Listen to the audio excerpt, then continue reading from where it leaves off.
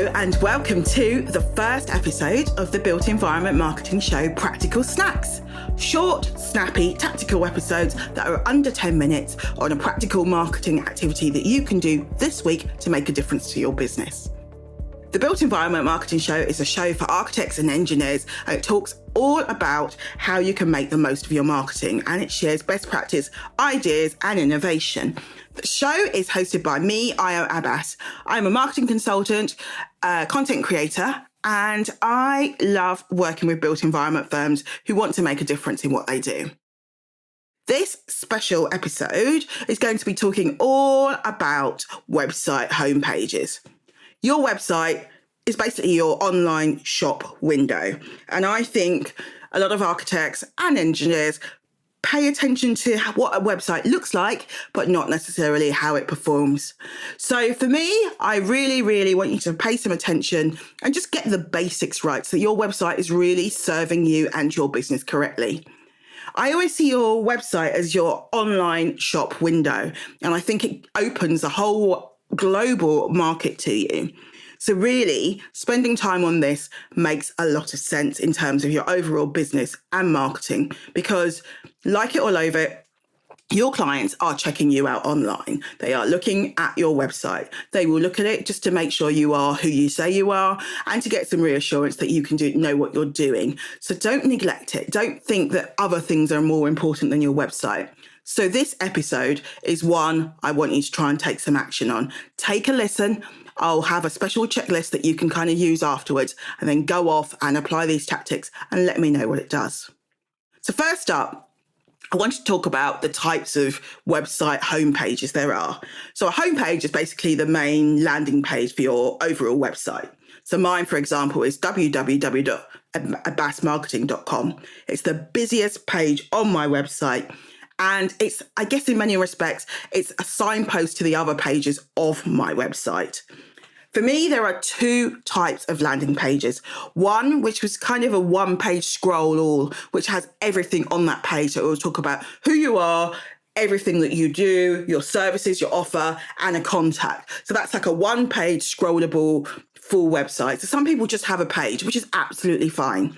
Or if, like me, your website is actually a signpost, the gateway to the rest of your website, then that's the other type of website. So which type of website do you have? It's always just worth having that in mind, because then that will shape the types of activities that you want to do. So you know whether or not you're feeding people elsewhere, or actually you want people to read. So you want to really hit all the main messages on your page.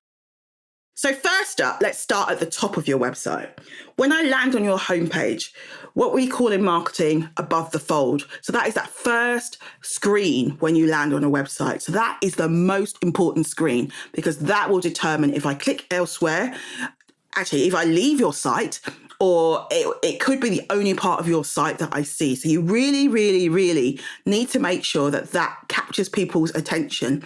Above the fold, so that first page that you land on when you click on your website homepage is the most important part. And the key thing that you need that bit to do is tell people who you are, what you do, and who you work with. You need to get all of that in there. That could be done via words. You could have a strap line that says clearly, I'm a built environment marketing consultant who works with architects and engineers. So you kind of just need to say clearly, this is what I do. So it could be a strap line, it could be the images that you show, it could be a small paragraph of text. But that first, above the fold, soon as I land on your site, that is the first thing that part of the page needs to do. Because it's a way of saying to your audience, yes, thanks for coming to my site, and yes, you are in the right place. And I think that's the thing that people always overlook. People have websites that do not say what they do. Not clearly. I think sometimes people are trying to be clever. They try and make sure that they are there, and they just use words that really don't make sense. A visual engineer, for example, could be someone who cleans windows. But you just kind of need to make sure that it clearly says, I'm a marketing consultant. I work with these people, and this is what we do. So having that clear strap line, making sure that first time I land on your site, I know who you are, what you do, and who you work with, and it's clear as possible. So that's point one. Point two, it's about writing to your audience, not at your audience. You really, really, really want to think about putting yourself in your audience shoes. So for me, quite often, I will sit there and I will write a few paragraphs on who my key audience are, who I'm writing to, what's their job title, what's their stay away issues. Just have that in the back of your mind when you're writing your audience, when you're writing your copy for your website, for your homepage. Look at your homepage copy. Does it sing to that target audience? That one person needs to be one person. So think about, rather than writing loads of features about what you do, what's the benefits that you will help what that audience actually achieve? What's the transformation that you can help them make? That is what will inspire people. That is what will take them, along with you. That is what will make them want to scroll down to the end of a page. And that is what is going to make them want to kind of click to the other pages. So use that kind of picture of who they are and who you're writing to and why they should read on. Have that in the back of your mind and just look at your homepage now and go, does it do that? Does it write to that target audience? Is it clear? Is it clear that I am writing to them? Will they know? And I always think the sign of a good website is when someone turns around to you and says, I read your website and it was like you were talking to me. That is what you want to get to. That is the kind of holy grail when it comes to a homepage and making it really, really sing for your audience. I think the other thing is to bear in mind is just to use normal language. It's so easy to get technical, use acronyms, use kind of language that you think makes you sound, I guess, more impressive, when actually using plain, simple English, explaining any definitions that might be technical that your audience might not understand, and just making it so it's so easy to grasp what it is that you do, who you work with, and why you're worth working with. And that is so, so important. How do you just use normal language as a way, I guess, to connect with people? You want to connect with humans. You want to come across in the way that you are. You don't want someone to land on your website and think, that doesn't sound like John. It's like, actually, it needs to sound like you. So using normal English and being approachable and being friendly, that is so, so important. So have a look at your homepage. Does it do that? Is it normal language? Are there acronyms or names of associations that people wouldn't understand? Make sure that you explain stuff and that it's obvious. I think the other thing that people also think about websites is they just make them a bit cold. So if I'm landing on Joe Blogg's website, I want to see a picture of Joe Blogs. Why? It's another way of reassurance. It's another way of knowing that I'm in the right place. And also, who doesn't love to see a friendly face? Because after all, you've got to remember that people do business with people.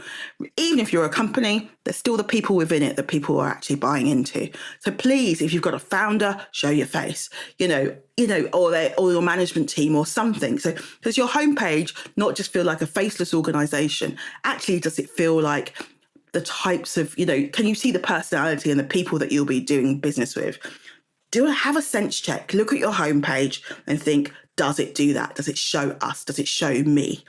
And I think don't be afraid of doing that. It's so, so important. Again, that will just make people want to read on or click through depending on what type of landing page and homepage you have. And finally, I guess the key part is give people the option to connect with you, to contact you. Make it easy. The amount of websites you go on where there's just like, there's no email address, there's no phone number. What do you want me to do? Do you want me to email you? What do you want? I might just want to land on your homepage, make sure you're legit and get in touch. Make it easy.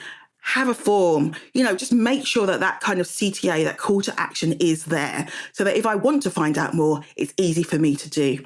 The amount of websites where there are no contact information at all is just crazy because it's like having a shop window but keeping the door closed. You don't want to be doing that. It's like, you don't want to keep that door closed. You want people to feel invited in, feel that, if they've got more questions, they can get in touch with you and ultimately do business with you.